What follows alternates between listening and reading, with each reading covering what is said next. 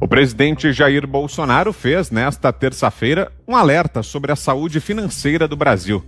O mandatário afirmou a apoiadores que o país está quebrado. Olha, para você ter uma ideia, Vitor e meus colegas, o déficit primário do governo federal, só o déficit primário, o que é o déficit primário? Né? O déficit primário é tudo que o governo arrecada, menos tudo que ele gasta, tirando o pagamento do serviço da dívida, né?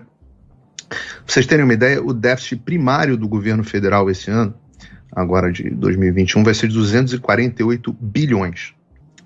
Agora, isso aí, meu amigo, é da turma que ficava dizendo que tinha que ficar em casa e que a economia a gente vinha depois. A responsabilidade é desse pessoal. E aí, quando o presidente diz que a mídia quer potencializar o vírus, me desculpa, mas não é nenhuma questão de opinião. No início da pandemia, você tinha várias personalidades, vou dar o exemplo aqui do Átila Yamarino, falando de 1 milhão, 2 milhões de mortes, e enquanto isso era chamado para todos os programas de entrevista, estava na mídia o tempo inteiro, virou o maior nome do Brasil para falar de Covid, era um cara que tinha um canal no YouTube e virou o maior nome do Brasil porque fazia apostas catastróficas. Agora mesmo está aquele Miguel Nicoleles, né, também cientista, dizendo que ou a gente entra num lockdown nacional imediatamente ou a gente não dá conta de enterrar os nossos mortos em 2021. E a mídia, em geral, adora essas alegações. Daqui a pouco ele vai ser chamado por Roda Viva, sei lá. E ai de quem chiar. Porque quem chia é chamado de maluco anticientífico. Essa é a realidade. Então não dá nem para discordar. O exemplo que o Fiuza estava dando aí, muito, muito feliz, é esse exemplo das escolas.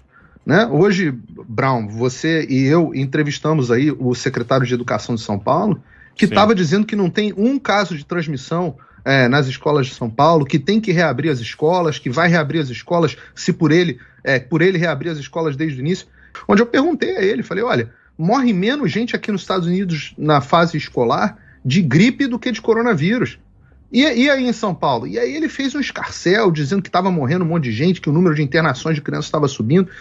Então, e a mídia se apodera dessas narrativas e aumenta muito. Então as pessoas hoje não sabem que colocar os seus filhos na escola é menos perigoso com o Covid do que é com a gripe comum. E por que elas não sabem disso? Porque a mídia não faz o seu papel de informação. Então está coberto de razão o presidente nesse ponto. O presidente Bolsonaro está numa posição muito complicada, onde ele não tem aí o controle da mídia militante, né, que hoje, infelizmente, faz a grande parte aí do tecido jornalístico.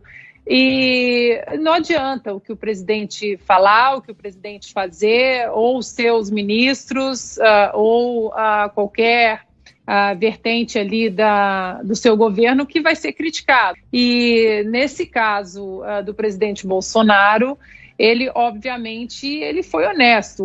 O país está quebrado. O país está quebrado e não apenas por causa da pandemia, mas essa administração recebeu um legado de um país totalmente na lama, um legado aí de 13, 14 anos de administração petista, onde foi entregue um país estraçalhado, né? O tecido social, econômico, cultural, então é muita coisa para consertar em apenas uma administração, né, que é exatamente essa do presidente Bolsonaro, mas também em qualquer administração do presidente Bolsonaro ou de qualquer outro presidente dentro de uma pandemia histórica como essa.